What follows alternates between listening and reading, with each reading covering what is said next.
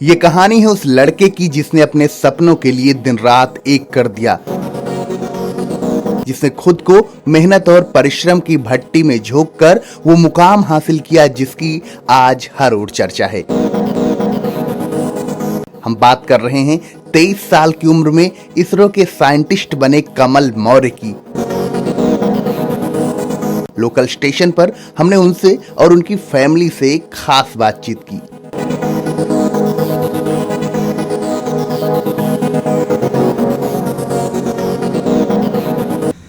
बात है जुलाई 2024 की। अमेठी में एक ऐसी खबर आई जिसने एक परिवार के साथ साथ पूरे जिले को झूमने पर मजबूर कर दिया। जी हां, हम बात कर रहे हैं कमल मौर्य की, जो मेरे साथ इस वक्त बैठे हैं और इसरो यानी इंडियन स्पेस रिसर्च ऑर्गेनाइजेशन में बतौर वैज्ञानिक काम कर रहे हैं। हम इनसे बातचीत करेंगे। बिल्कुल बहुत सारी चीज़ों पे आज इनसे हमारी बारी बारी से बातचीत होगी। उम्मीद है आपको ये बातचीत पसंद आएगी। सबसे पहले स्वागत है आपका कमल जी। थैंक यू आपके चैनल पर बुलाने के लिए।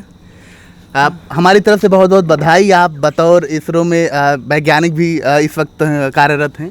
जी थैंक यू फॉर दैट। अभी लाइक 23 इयर्स की एज में ये इतना कुछ पाना, it's very good for my village, myself, my family. So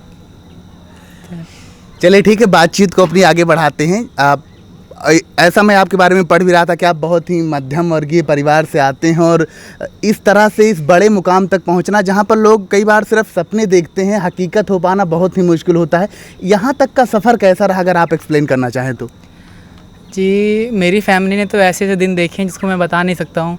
like हम लोग एक कमरे में 5 लोग लेटते थे, एक पंखे के नीचे ज़मीन में लेटते थे। ऐसा सिचुएशन थी कभी हमारे साथ।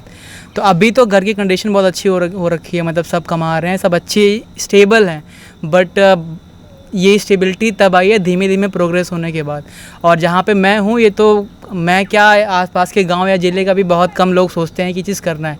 बट अब मेरा है कि मैं हमेशा अपना एम बहुत हाई रखता हूँ कि मेरे को ये चीज़ करनी है, और फिर उस एम को मैं जैसे रगड़ के घिस के कैसे भी अचीव कर ही लेता हूँ किसी तरीके से। तो अभी बहुत सारे ड्रीम हैं आगे भी, तो वो भी मैं सोचा हूँ और घिस के कैसे भी करके मैं वो चीज़ करूँगा ही करूँगा।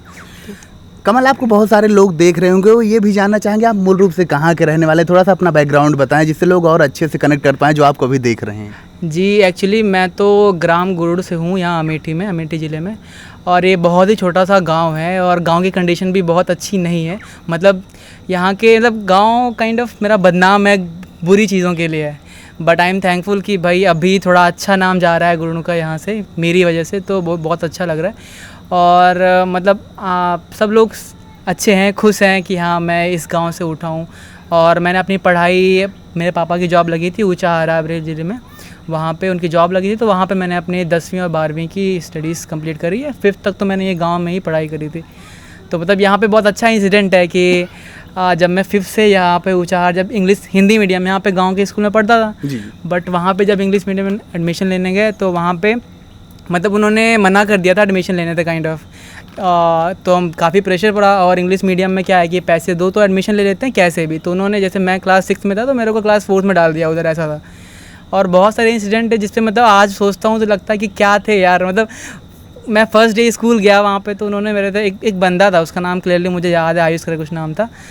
उसने मेरे से पूछा व्हाट इज़ योर नेम। मैं ये नहीं बता पाया मेरा नाम क्या है। मतलब क्लास 4th 5th में ऐसे सिचुएशन थी। मतलब पूरे इंग्लिश मीडियम वाले बच्चे, अपन इधर कुछ पढ़े ही नहीं, कुछ इतना पता नहीं है। हमारा सिर्फ मेन फोकस था मैथमेटिक्स। यहाँ के सर बहुत अच्छा मैथ पढ़ाते थे, तब से ही मेरा इंटरेस्ट मैथ में ही जगा रहा। और आज तक भी जितने भी टीचर प्रोफेसर मिले मेरे को, सारे अच्छे मिले हैं, और मेरा मैथ से इंटरेस्ट कभी गया नहीं, अभी भी है, हमेशा रहेगा।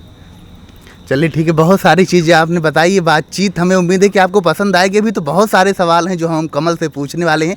थोड़ी देर में आपको इनकी फैमिली से भी मिलवाएंगे, इसलिए वीडियो को पूरा ज़रूर देखें। कमल, आप 2020 के आसपास वो साल था जब IIT में आपका सिलेक्शन हुआ। वो अगर उस चीज़ को आप अभी एक्सप्लेन करना चाहें, जब वो चीज़ आपको पता चली कि भाई IIT में, क्योंकि बहुत सारे लोगों से मेरी भी बात होती है, IIT एक सपना होता है, लेकिन लोग मतलब बहुत गिने चुने लोग जो है वहाँ तक पहुँच पाते हैं। जब आपको पता चली कि आपका IIT में सिलेक्शन हो गया, तब कैसा लगा आपको? सबसे पहले तो ये IIT वाली जर्नी बहुत टफ थी। अब मतलब देखिए, मैं एक होता है बच्चे जो होते हैं वो क्लास 8-9 से आईआईटी की प्रिपरेशन शुरू कर देते हैं। मैं 12th के बाद प्रिपरेशन करने गया तो मेरा कंपटीशन उनसे था जो 2 साल या 5 साल प्रिपरेशन करके आ रहे हैं। तो जब मैं कोटा में था, मतलब मैं कोटा में प्रिपरेशन करने गया था, तो मेरे पास सिर्फ 6 महीने थे, क्योंकि 12th के बाद सिर्फ एक चांस मिलता है आईआईटी देने का। तो मेरे पास एक चांस था, एक ही चांस में क्रैक करना था। और मेरा कंपटीशन था जो 5 साल पुराने बच्चे जो तैयारी कर रहे हैं उनसे कंपटीशन था मेरा। तब उनको जब देखता था समझता था भाई मैं तो इनके सामने कुछ हुई नहीं। तो वो चीज़ एकदम कॉन्फिडेंस एकदम लो कर देती थी। बट वो 5-6 महीने जो रगड़ा है, घिसा है, बाकी बहुत सारी मुसीबतें हैं भाई। मेरे को उसी बीच में डेंगू हो गया, पूरा 1 महीने आईआईटी प्रिपरेशन में मतलब तुम्हारा आधा सिलेबस ख़त्म हो गया, ऐसी सिचुएशन हो गई थी। बट फिर जानने के बाद थोड़ा बहुत मैनेज किया, जेई मेंस फर्स्ट दिया, फर्स्ट जेई मेन अच्छा गया। फिर उसके बाद मार्च में होना था जेई मेंस 2, बट उसी में कोविड आ गया। अब कोविड के चक्कर में सब गड़बड़ हो गया, गांव आ गए, गांव में इंटरनेट इश्यूज़, गांव में मतलब लाइट इश्यूज़, सारे इश्यूज़ इतने ज़्यादा थे इधर। बट फिर भी धीमे धीमे करके एटलीस्ट मैंने उतनी प्रिपरेशन अपनी रखी कि मेरा आईआईटी क्रैक हो जाए। तो बस वो क्रैक हुआ। जब क्रैक हुआ तो मैं यहीं नीचे रूम में बैठा हुआ था अपने रूम में। और किसने आपको सबसे पहले बताया? कर रहा हूँ, मैंने खुद देखा था। और कोई देखने वाला है ही नहीं फैमिली में उतना ज़्यादा, तो अब मैं ही ने खुद देखा। और देखने के बाद मैं अपना सर ऐसे ऐसे ऐसे कर रहा था, मतलब इससे पागलों जैसा रिएक्ट। तो it's very big thing for us, for my family. तो आई वॉज वेरी हैप्पी।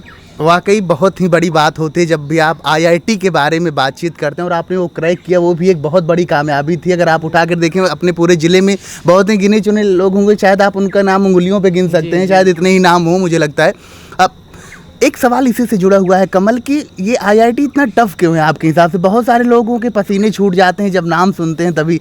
आप अगर इसके बारे में कुछ कहना चाहेंगे, इतना टफ क्यों है, अगर एक्सप्लेन करना देखिए, अगर मैं कहूँ तो JEE Mains is not that tough. JEE Mains easy है, बट जेई एडवांस जो होता है, जो आईआईटी वाला, मेन से तो एनआईटीज़ एंड ट्रिपल आईटीज़ मिलते हैं, बट जो आईआईटी वाला होता है, आईआईटी में एवरीथिंग इज़ अनप्रेडिक्टेबल। मतलब आप कुछ प्रेडिक्ट नहीं कर सकते कि कितने मार्क्स का, ये भी हमें पता ही नहीं होता पहले तो कितने मार्क्स का पेपर आने वाला है, ये हमें पता ही नहीं होता है। और क्या पैटर्न रहने वाला है, कितने क्वेश्चन आने वाले हैं जो मल्टीपल चॉइस होने वाले हैं, कितने क्वेश्चन होने वाला है, कितना जो फिल इन द ब्लैंक होने वाले हैं। मतलब हमें कोई चीज़, हम जब एग्ज़ाम हॉल में बैठ रहे हैं तब हमें पता होता है कि हमें ये चीज़ करनी है या ऐसा पैटर्न आया हुआ है। बिकॉज ऑफ दैट बहुत टफ हो जाता है। मेरे टाइम पे तो बहुत टफ इसलिए हो गया था, मतलब टफेस्ट पेपर था 2020 वाला, क्योंकि वहाँ पे अनएक्सपेक्टेड क्वेश्चंस आ गए थे जो फिल इन द ब्लैंक्स थे। अब फिल इन द ब्लैंक्स में क्या है, 48.6999 आप डाल रहे हो तभी वो माना जाएगा। अगर 40 मतलब उसके पॉइंट के बाद अगर आपका 3 डेसिमल डिजिट तक माना जाता है, अगर उसमें आपने थोड़ा सा भी गलत कर दिया तो वो गलत हो गया। इसलिए ये टफ हो जाता है, क्योंकि आपकी कैलकुलेशन सही होनी चाहिए, आपका प्रोसेस सही होना चाहिए, सब चीज़। तो यही है कि अगर आपने एक पॉइंट भी गलत डाल दिया तो ख़त्म, -1। तो इसलिए थोड़ा टफ होता है, क्योंकि अनप्रेडिक्टेबल है तो टफ बहुत ज़्यादा हो जाता है इसकी वजह से। चलिए सही है, मतलब ये भी आप क्यों आईआईटी इतना टफ है उसके बारे में कमल ने बात करी हमारे साथ। थोड़ा और आगे बढ़ते हैं आपके साथ इस बातचीत में। आईआईएसटी तिरुवनंतपुरम से आपने जो है वो अंतरिक्ष विज्ञान में बीटेक किया। जब आईआईटी कंप्लीट करी, या फिर ये पूरे दौरान ये कब मन में सोचा कि भाई हमें ना अंतरिक्ष वैज्ञानिक बनना है, या फिर इसरो वगैरह का जो ख्याल है जहाँ भी आप हैं वर्तमान में, ये चीज़ें कब से मन में आनी शुरू हुई? देखिए मैं बताऊँ तो, देखिए मैं पहले तो 12th तक इंग्लिश उतनी समझ में आती थी नहीं, क्योंकि अभी इस कॉलेज गया, कॉलेज में इंग्लिश थोड़ा बहुत अच्छी हुई, क्योंकि वहाँ पे कम्युनिकेशन अपने को इंग्लिश में ही करना होता है। बट उससे पहले इंग्लिश अच्छी नहीं थी। तो क्या मेरे दोस्त वहाँ गए तो जो शहर के दोस्त थे, वो लोग हॉलीवुड की मूवी देखते थे, ठीक है। तो मैं भी थोड़ा लाओ देखता हूँ कैसा होता है कैसा नहीं होता। तो मेरा इंटरेस्ट जगह जो साई-फाई मूवीज़ होती हैं, साइंस फिक्शन मूवीज़ होती हैं, उसमें से इंडिया में तो नहीं बनती वैसी मूवीज़, बट हॉलीवुड में जो स्पेस साइंस एंड टेक्नोलॉजी ऐसी मूवीज़ बहुत बनती हैं। तो वहाँ से वो astronaut, space, time and time travel, everything, मतलब वहाँ से इतना इंटरेस्ट जगा साइंस में है ना, कि अब मैंने 11th में मैंने एक सर्च किया यूट्यूब, जैसा आपका यूट्यूब चैनल, वैसे अमन दत्तरवाल भैया हैं, एक दिल्ली में रहते हैं। उन्होंने बताया कि इसरो में जाने के 2 तरीके हैं। एक या तो उनका ICRB एग्ज़ाम होता है, और या तो आप IST से डायरेक्टली आ जा सकते हैं। IST एक इसरो का ही कॉलेज है, Indian institute of space science and technology, first college है पूरे इंटायर एशिया में जो एक डेडिकेटेड है स्पेस साइंस के लिए। तो ये नॉर्थ में कहीं है ही नहीं। तो अब IIT वो कॉलेज एडमिशन लेता है IIT के एग्ज़ाम से ही। तो अब मैं, एक ही ऑप्शन था मेरे को, वहाँ जाना ही पड़ा केरला। नॉर्थ में कुछ मतलब कोई कॉलेज नहीं, इंडिया में सिर्फ एक ही कॉलेज है, पूरे एशिया में एक ही कॉलेज है। तो वहाँ जाना ही पड़ा मेरे को। तो फिर वहाँ पे 4 साल की बीटेक करी हमने, और वहाँ पर भी काफ़ी सारे क्राइटेरिया होते हैं कि अगर आपने इतना स्कोर किया, ऐसे स्कोर किया, तब आपको इसरो में प्लेसमेंट मिलती है। तो बस वहीं से अब घिसते घिसते हो गया। चलिए सही है। मतलब बहुत सारी चीज़ें हैं आज भी, जब लोग आपके बारे में खास तौर पे जब आप देख रहे हैं इस चैनल के माध्यम से आपको, तो बहुत सारी चीज़ें शायद वो भी पहली बार सुन रहे होंगे। जैसे अभी आपने बताया कि पूरे एशिया के अंदर स्पेस जो साइंटिस्ट अगर आप बनना चाहते हैं तो उसका इकलौता कॉलेज जो है वो तिरुवनंतपुरम के अंदर है, आप बता रहे हैं। थोड़ा और आगे इस बातचीत में बढ़ते हैं। अब ठीक है, अब आपने IIST से अंतरिक्ष वैज्ञानिक की आपने पढ़ाई करी, उसके बाद जो इसरो की बात कर रहे हैं, इसरो के लिए क्या प्रोसेस होता है वहाँ से, क्या वहीं से डायरेक्ट चयन हो जाता है, या थोड़ा सा इसके बारे में बताएं, क्योंकि बहुत बहुत सारी चीज़ें आज आप बता रहे हैं जो बहुत सारे लोगों को पता ही नहीं। कई बार होता है क्रिकेट में होता है बाउंस गेंद जब आती है तो कई बार पता नहीं चलता, दिमाग सब इधर उधर हो जाता है, तितर बितर। तो यहाँ के बाद क्या होता है, क्योंकि हम इसलिए आपसे सारी चीज़ें स्टेप बाय स्टेप समझना चाहते हैं, क्योंकि बहुत सारे लोग देख रहे होंगे, हो सकता है उनके मन में ख्याल हो, लेकिन पता ही नहीं भाई, जैसे हम लोगों को क्या नहीं पता होता ना 10वीं 12वीं के बाद करें क्या। शायद आपने भी ये सुना होगा, गाँव में काफ़ी वक्त आपने गुजारा है, तो उसके बाद का क्या प्रोसेस था? देखिए, जैसे अगर मैं बताऊं मेरे लिए, क्योंकि मेरे बैच के बाद काफ़ी सारी चीज़ें कॉलेज में चेंज हुई हैं जी। बट मेरे बैच तक काफ़ी सिंपल और इजी था कि आप कॉलेज में 7.5 CGPA 7.5 CGPA is very tough for my college. मतलब हमारे कॉलेज में 7.5 लाना बहुत टफ है। तो हमारे टाइम तक ये क्राइटेरिया था कि 7.5 अगर आप लाते हो तो आपको डायरेक्टली एक सेंटर चूज़ करना होगा अपने मनपसंद का, और फिर आपका उसमें मतलब डायरेक्टली इसरो आपको वहाँ से लेकर के जाएगी, क्योंकि इसरो का कॉलेज था, डायरेक्टली लिंक थे। जो इसरो के चेयरमैन है वो हमारे डायरेक्टर हैं कॉलेज के। मतलब के सिवान पहले थे, वो हमारे डायरेक्टर थे। अभी एस सोमनाथ है, वो हमारे डायरेक्टर। मतलब ऐसे जो इसरो के होते हैं वो हमारे कॉलेज के होते हैं, तो डायरेक्टली हमारा कॉलेज से ले लिया जाता था कि इसरो में। लेकिन अभी सब चीज़ चेंज कर दी गई है 2020 के बाद वाले बैच के। अभी क्या होता है, अभी आपको 7.5 मेंटेन भी करना होता है, बट अभी आपका एक प्रॉपर इंटरव्यू भी होगा। इंटरव्यू एक नेशनल लेवल का इंटरव्यू होगा, जो जैसे IIT से बच्चे भी इसरो जाते हैं, तो उनको अगर IIT से इसरो जाना है तो इसरो से साइंटिस्ट लोग जाएंगे, वो उनका इंटरव्यू लेंगे। तो जो साइंटिस्ट वहाँ जाके इंटरव्यू ले रहे हैं IITs में, वो साइंटिस्ट अब हमारे यहाँ भी आएंगे।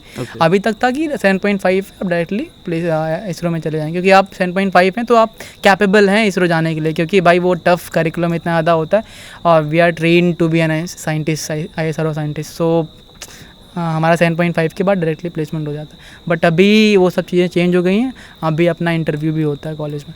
अच्छा, चलिए ठीक है। ये आपको कब पता चला कि अब आप इसरो में जाने वाले हैं? देखिए, एक्चुअली कोविड की वजह से मेरा ऑलमोस्ट 2 इयर्स यहीं पे, मतलब कॉलेज के 2 first year and second years घर पे ही रहना पड़ा था कोविड की वजह से। तो क्या उस टाइम पे सब चीज़ ऑनलाइन चल रही हैं, तो काफ़ी डिस्टर्बेंस हुई कॉलेज, तब घर पे काफ़ी पढ़ाई नहीं हो पाई उतनी अच्छे से। बट उस 2 ईयर ने मेरा काइंड ऑफ थोड़ा एकेडमिक्स गड़बड़ा दिया था। तो धीमे धीमे करते हुए, मतलब अब मेंटेन करना भी टफ होता है IIST में 7.5। तो क्या हुआ, धीमे धीमे जब मेरा आया 4th ईयर आया, 4th ईयर में एक साल में 2 सेमेस्टर्स होते हैं। तो वो 2 सेमेस्टर में मतलब मैंने बहुत मेहनत करी, मतलब दिन रात ऐसे बहुत ज़्यादा मेहनत करी, क्योंकि अगर वो मैं चांस खो देता तो मे बी मेरा इसरो नहीं होता। तो वो 2 सेमेस्टर मैंने बहुत ज़्यादा मेहनत करी है, और फिर उसके बाद मतलब मेरे को पता चल गया था लास्ट सेमेस्टर के बाद कि हाँ मेरा हो जाएगा, कोई दिक्कत नहीं है, I am fine with it. तो उसके बाद से खुशी हूँ, पापा लोगों को बता दिया था कि भाई मेरा हो गया है, 7.5 क्रॉस हो गया है, बी हैप्पी। तो सब लोग खुश थे। अच्छा, जब ठीक है, आपको एक तो पता लग गया कि भाई अब अपना हो गया है, लेकिन एक होता है ना कि ऑफिशियल कंफर्मेशन आना, जी, जब वो आप तक पहुंची तो फर्स्ट रिएक्शन क्या था? जी, ऑफिशियल कंफर्मेशन तो देखिए हमारे यहाँ ऐसा होता है कि पहले जैसे सेंटर्स, इसरो के 8 सेंटर्स थे पूरे इंडिया में, ठीक है। तो अपने को सेंटर चूज़ करना होता है। तो क्या होता है कि अपने को जो चाहिए वो अपना प्रेफरेंस से भरना होता है। तो अभी क्या हुआ कि कुछ दिन पहले ही मेरा काउंसलिंग बोलते थे, IIT की काउंसलिंग होती है, वैसे ही इसरो की भी काउंसलिंग होती है। तो वो तो मेरे को जो सेंटर मिला है वो मेरे को अभी पता चला था 14 अगस्त को। ओके। मेरे को पता चला कि मेरे को ये सेंटर जाना है। मेरे सेंटर का नाम है मास्टर कंट्रोल फैसिलिटी, ये है हसन में। अच्छा। हसन कर्नाटका में, बेंगलोर से 150 किलोमीटर दूर है। तो अभी मेरे को पता चला, जब वो पता चला कि हाँ मेरा यहाँ है, तो आई एम सेटिस्फाइड, मतलब आई एम हैप्पी। चलिए ठीक है, ये भी काफ़ी अच्छी चीज़ रही कुल मिलाकर के। जिस तरह से आपकी जर्नी है, आप बारी बारी से चीज़ों को बता रहे हैं। थोड़ा सा आप आपके पिताजी से बात करते हैं और वापस आपसे बातचीत करेंगे। तो अब हम कमल मौर्य जी के जो पिताजी हैं, जयप्रकाश मौर्य जी, जो कि पेशे से शिक्षक हैं, उनसे बातचीत करेंगे। बहुत सारी चीज़ों पे उनसे भी समझने की कोशिश करेंगे। और अभी आप कहीं मत जाइए, क्योंकि कमल से हम एक बार फिर से अभी कुछ सवालों पे और बात करने वाले हैं। सर, सबसे पहले तो आपका स्वागत है। बहुत बहुत थैंक यू, आपको बहुत बहुत धन्यवाद। जयप्रकाश जी, अभी जब आप, सबसे पहले मैं कमल से ही जुड़ा हुआ सवाल आपसे पूछता हूँ। अब जब बहुत सारे लोग आपको मिलते भी होंगे, आप बहुत सारे लोगों की एक तरह से आपकी इन्फॉर्मेशन उन तक पहुंची कि आप कमल के पिता हैं जिनका इसरो में एज ए वैज्ञानिक सिलेक्शन हो चुका है, उन्हें प्लेसमेंट मिल चुकी है, तब कैसा लगता है? बहुत अच्छा फील हुआ था हमको। सारे लोग बधाइयाँ दे रहे थे, घर में आ रहे थे। अब एंकरिंग करने वाले, न्यूज़ वाले, न्यूज़ 24 वाले तो सीना तो गर्व से चौड़ा ही हो जाता है कि जो चाहा बच्चे ने उसको अचीवमेंट हुआ। तो बहुत खुशी हुई। हमारे विभाग के लोग, सारे लोग, सब जगह जगह से बधाइयों का तांता लगा हुआ था। तो आई कैन बहुत प्राउड, हमको बहुत फील हुआ।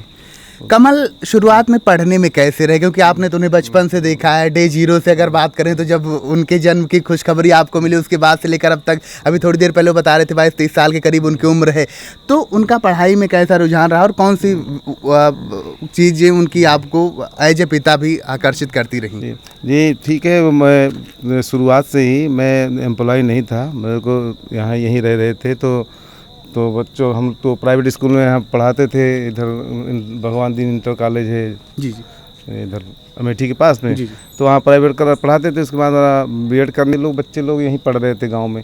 तो गांव में पढ़ रहे थे, वो तो पढ़ाई का माहौल उतना अच्छा था नहीं, इंग्लिश मीडियम तो था नहीं। तो हमारा जब जॉब लगने के बाद पहली पोस्टिंग हमारी ऊँचाहर होती है, तो बच्चों को मैंने सोचा कि वहाँ ले जाते हैं। तो जब मैं जिस दिन ले गया था, तो पहली बार जो नाम लिखने को नहीं तैयार हो रहे थे कि भाई गांव के बच्चे हैं, इनको जो है 1 में लिखा जाए, 5 के बच्चे को सीधे 1 में कर दिया जाए। लेकिन बच्चा लेबोरियस, बहुत ही अच्छा मेहनती। तो मैंने उनको कहा कि प्रिंसिपल जो मैडम थी, SGS की प्रिंसिपल नीलम सिंह, मैडम कहा, मैंने आप एक बार चांस करके देखिए, मैं टीचर हूँ, मैं पूरा प्रयास करूँगा कि आपको अगर 1 साल में अचीवमेंट नहीं होता है, इनको आप बेशक पीछे कर दीजिएगा, क्लास 2 में, क्लास 3 में कर दीजिएगा। तो उन्होंने मेरी बात को बहुत कहने सुनने के बाद माना। मानने के बाद किया। तो पहली बार में ही ये लोग तो इसकी बहन भी थी, खुशी, नाम है खुशी, तो दोनों लोग साथ में पढ़ रहे थे। तो कहने के बाद उन्होंने किया। लेकिन पहले ही साल इन बच्चे लोग इतनी मेहनत करवा दी, मैंने खुद मेहनत किया और बच्चे लोग भी किए। तो इनका जो है 85 के बैच में 17 नंबर पे आ गए। फिर अगले नेक्स्ट ईयर में मैडम कहा 15 तो आए नीचे। फिर नेक्स्ट बार उन्होंने फिर से चांस दिया, तो फिर बच्चे लोग आ गए अंडर 10 में। इस तरह से लगातार मेहनत करते करते और SGS टॉपर हो गए। अच्छा, आपको कमल ने कब बताया कि वो एज ए स्पेस साइंटिस्ट या फिर इसरो में जाना चाहते हैं? उन्होंने कब आपसे इच्छा जताई? जी, जब ये वहाँ ऊँचाहर में पढ़ रहा था, तो वहाँ एक साइंटिस्ट का सेमिनार हुआ था। तो उसने अपने देखा था, सेमिनार में कुछ बाहरी लोग, साइंटिस्ट लोग आए थे। तो उन्होंने बताया था कि ऐसे ऐसे होता है। तो उन्होंने बताया, तो उनका मेरे को तो कुछ पता नहीं है, तुम जो करना चाहो इनके टीचर लोगों ने गाइड किया। और वो बाकी सब वो बता ही चुके हैं। तो जब गाइड किया उन्होंने, तो इसने मेरी बात हमसे बताया। तो हम जो है, मैंने खाली फाइनेंशियल सपोर्ट किया, मुझको जानकारी थी नहीं कि इसरो में कैसे जाया जाता है, मुझे कुछ जानकारी नहीं थी। केवल ये अपने दम पे मार्गदर्शन लेता रहा और फिर ये अपना गोल को इसने क्लियर किया। सर, आपसे एक आखिरी सवाल, वो ये है कि बहुत सारे माता पिता भी आपको इस वक्त देख रहे होंगे इस चैनल के माध्यम से, उनसे आप क्या कहना चाहेंगे जब उनके बच्चे, फॉर एग्जांपल कि कोई बच्चा अपने माता पिता से कहता है कि मैं बनना चाहता हूँ। बहुत बार ऐसा होता है कि माता पिता थोड़ा सा कहते हैं नहीं बच्चा ये मत करो, बहुत सारे उसके रीजन्स भी होते हैं, बट एज ए फादर आप जब देखते हैं कि आपका बच्चा इतना कामयाब हो चुका है, तो बाकी माता पिता जो हैं उनसे आप क्या संदेश देना चाहेंगे? मैं उनसे यही कहना चाहूँगा कि अपने बच्चे पर भरोसा करें, और अगर बच्चे पे भरोसा हो गया, आप देखिए उसकी एक्टिविटी को, अगर भरोसा करने लायक तो आप सब कुछ उसके लिए लगा दीजिए, जान लगा दीजिए, धन दौलत, तन मन धन लगा दीजिए। मैंने वही किया है। 14 साल नौकरी करते हो गया, मैं आज तक कुछ नहीं कर पाया सिवाय इनको पढ़ाने के। सब इन बच्चों के पीछे पैसा पढ़ाने के अलावा मैं कुछ कर ही नहीं पाया हूँ। तो मैं सारे पेरेंट्स से यही कहूँगा कि अपने बच्चे के पीछे इन्वेस्टमेंट करो। तो पूत कपूत तो का धन संचय, पूत सपूत तो का धन संचय। तो किसके लिए कैसा इकट्ठा करना, तो ये बच्चे अपने पैरों पे खड़े हो जाएंगे, पैसे खुद इकट्ठा कर लेंगे। तो यही मैंने किया। मैं सबसे यही कहूँगा कि बच्चे के पीछे इन्वेस्ट करो। इन्वेस्टमेंट अपना करना है तो बच्चे के पीछे करें, और बरसते बार बच्चे को अपना एज फ्रेंड की तरह, मैं इसको फ्रेंड की तरह हर बात बोल लेता हूँ, हर हंसी मजाक भी कर लेता हूँ। तो सारी बातें हमसे शेयर कर देता है, हम इससे कर लेते हैं। तब शेयर करने की वजह से इसने सारी बातें हमको बताई। मैंने हर तरह से सपोर्ट किया, जैसा इसने चाहा मैं यहाँ जाना चाहता हूँ वहीं जाए, सब कुछ वो किया जो इसने कहा। मतलब इतना कॉन्फिडेंस मैंने इसके ऊपर जताया अपने पे। तो सारे पेरेंट्स गार्जियन से मेरा यही कहना है कि अगर बच्चे के अंदर प्रतिभा है, आप देखिए इसको। मतलब मैं तो एक बात बताना भूल जाऊँगा कि मैं कभी कभी मैं जब ये पढ़ाई करता था तो मैं मना करता था कि अब भैया लाइट बंद करो, चूँकि मेरा छोटा सा कमरा मैंने ले रखा था, 2 रूम छोटे छोटे ऊंचाहार में।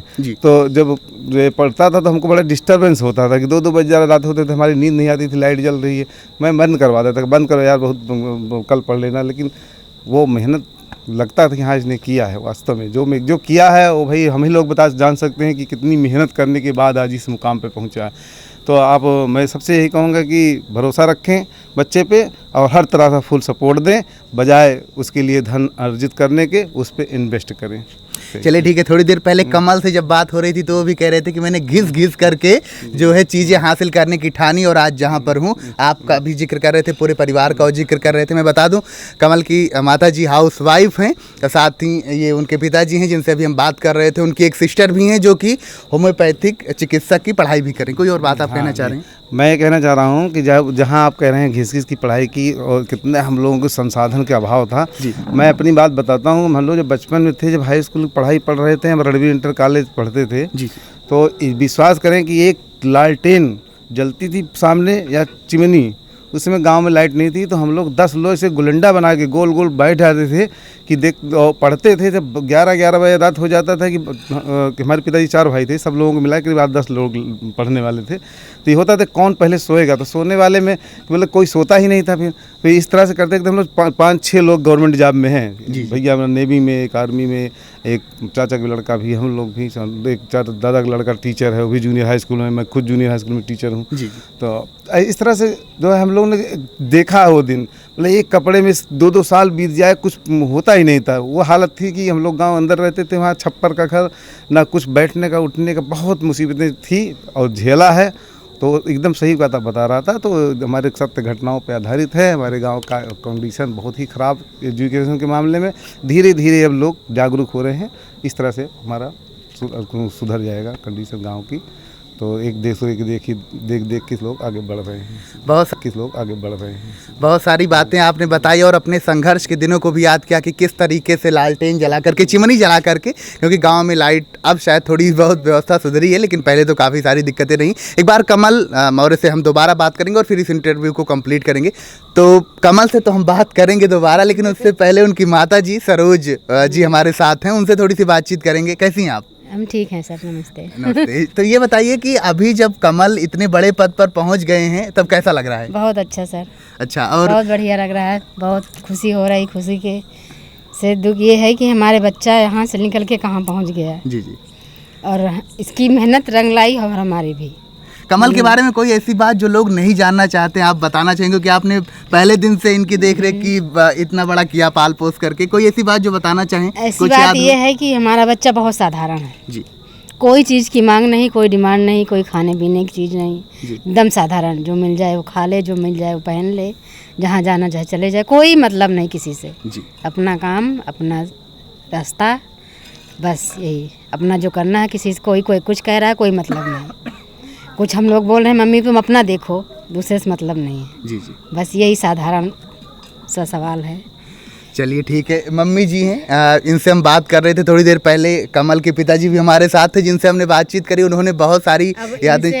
हम अभी तक हम इनसे जुड़े थे, अब ये इनसे हम जुड़े हैं। नहीं, इनकी वजह से हम बहुत आगे चले गए। बिल्कुल जाएंगे, लेकिन हमेशा आपका आशीर्वाद बच्चों, कहते ना कि माता पिता का आशीर्वाद बच्चों पे चाहिए होना बहुत जरूरी था। क्यों कमल? हमेशा चाहेंगे कि माता पिता का आशीर्वाद बना रहे। जी, हमारा आशीर्वाद बहुत हमेशा है इनके साथ। बस जो कंडीशन हमने देखी है ना, जो इन्होंने हमारे लिए किया है, मतलब मैं ये तो नहीं कह सकता कि दुनिया का कोई माँ बाप नहीं कर सकता है, सारे माँ बाप करते हैं, लेकिन जो मैंने देखा है मेरे लिए वो एक्स्ट्रा ऑर्डिनरी है। ठीक है, वो पता नहीं मैं अपने बच्चों को लेकर पाऊँगा नहीं कर पाऊँगा, बट मैं कोशिश करूँगा कि अपने मतलब जो मैंने देखा है वैसे ही करूँगा।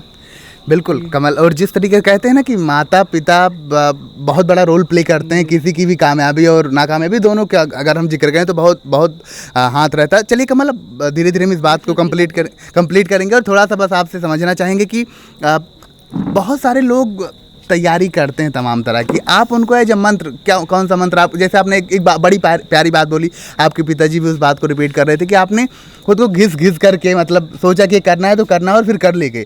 एक तो ये मंत्र समझ आया आपसे बातचीत के दौरान अब तक, और कोई बात जो आप उन लोगों के लिए कहना चाहें जो अभी तैयारी कर रहे हैं और फ्यूचर में ऐसे किसी पद पर या ऐसी कोई चीज़ हासिल करना चाहते हैं, कुछ अगर आप कहना चाहें उनके लिए? देखिए मैं तो एक सिंपल सी बात बताऊंगा सबको, ठीक है। सिंपल सी बात ये है, जो करना चाहते हो, मान लो आज से 3-4 साल बाद तुम्हारा गोल है, जो करना चाहते हो, मैं ये बोलूँगा वो इमेजिन कर लो। एक बार आंखें बंद करो और सोचो कि मैं वहाँ पे हूँ, उस पोजीशन पे हूँ। मतलब तुम वो जो सोचोगे ना, तुम्हारे रोंगटे ना खड़े हो जाए बताना। अब वो सोच के जब तुम मतलब इतना मोटिवेट कर देता है वो चीज़ कि आप ऑटोमेटिकली आपका हाथ, आपका दिमाग चलने लगता है। तो मैं ये चाहता हूँ कि आप जो चाह रहे हो ना, जैसे मेरा गोल है आज से 4 साल बाद क्या करना है मेरे को जी। तो मैं जब आंखें बंद करता हूँ, मैं सोचता हूँ कि मैं वहाँ पे पोजीशन पे हूँ, मैंने ये कार ले रखी है, मैंने इस पोजीशन पे मैं हूँ, ये कर रहा हूँ, मैंने कहाँ घर ले लिया, ये कर लिया, मतलब मैं सब सोचता हूँ। और वो चीज़ मेरे को डिमोटिवेट नहीं करती कि मेरे पास अभी है नहीं, वो मुझे मोटिवेट करती है कि मुझे वो चीज़ करना है। ठीक है। बहुत लोग मतलब मैं देखता हूँ गांव में, यहाँ पे इतने लोग डिमोटिवेट करते हैं आपको, और नहीं मतलब आपने यूट्यूब चैनल स्टार्ट किया होगा ना, तो मे भी जिनको नहीं पता इस चीज़ के बारे में, वो आपको बोलते हैं भाई ये क्या कर रहा है यार तू, मतलब बहुत लोग बोलते होंगे, ठीक है। स्टार्टिंग में तो बहुत बोलते हैं आपके, अभी मतलब जैसे जैसे चैनल ग्रोथ होता है वैसे तो लोग बोलते हैं हाँ भाई ग्रो कर रहा है, अब बंदा ये बड़ा बन रहा है, बट वो स्टार्टिंग में बहुत लोग अपोज करते हैं। तो मैं बोलता हूँ कि ऐसे ही गाँव में बहुत सारे लोग हैं आपको अपोज करने वाले, बट मेरा पॉइंट ये है कि सीधा फोकस रखो यार, जो करना है तुम्हें करना है, 5 साल बाद की क्लियरिटी रखो अभी और उस पर वर्क करो, ईजिली सब चीज़ें हो जाएंगी। बस ये है कि अपना गोल, एक टारगेट रखो और घिसना शुरू कर दो अभी से। चलिए सही है कमल, आपसे बात करके बहुत अच्छा लगा। उम्मीद है जो दर्शक आपको इस वक्त देख रहे होंगे उन्हें भी बहुत सारी चीज़ें आपसे, आपके माता पिता से और इस पूरी बातचीत से निकल करके जरूर आई होंगी, और उन्होंने सोची होंगी। 2 बड़ी प्यारी बातें इन्होंने बोली, एक तो खुद को घिसते रहो लगातार, और सबसे बड़ी बात कि थोड़ा सा इमेजिन करो, थोड़ा सा खुद के लिए एक प्लानिंग करो कि भैया 4 साल बाद कहाँ जाना है, क्या करना है, और ये तमाम चीज़ें अपने मन मस्तिष्क में जब आप बसा लेंगे तो निश्चित तौर पर कामयाबी आपसे दूर नहीं रह पाएगी। फिलहाल आज आपने देखा मेरे साथ इसरो वैज्ञानिक कमल इस वक्त मौजूद थे, कमल मौर्य, जिनसे हमने बातचीत करी। आज की इस बातचीत में उम्मीद है आपको कई सारी चीज़ें पता चली होंगी और आपको भी काफ़ी कुछ सीखने को मिला होगा। फिलहाल अब मुझे यानी मनोज यादव सुरेंद्र और मेरे सहयोगी जो कैमरे पर इस वक्त मेरे साथ हैं संतोष यादव को दीजिए इस वीडियो से विदा। दोबारा फिर किसी और ख़ास शख्सियत से मुलाकात होगी, उनसे बातचीत करेंगे और उनके संघर्ष की कहानी आप तक पहुँचाएँगे। देखते रहिए लोकल स्टेशन यूट्यूब चैनल। नमस्कार।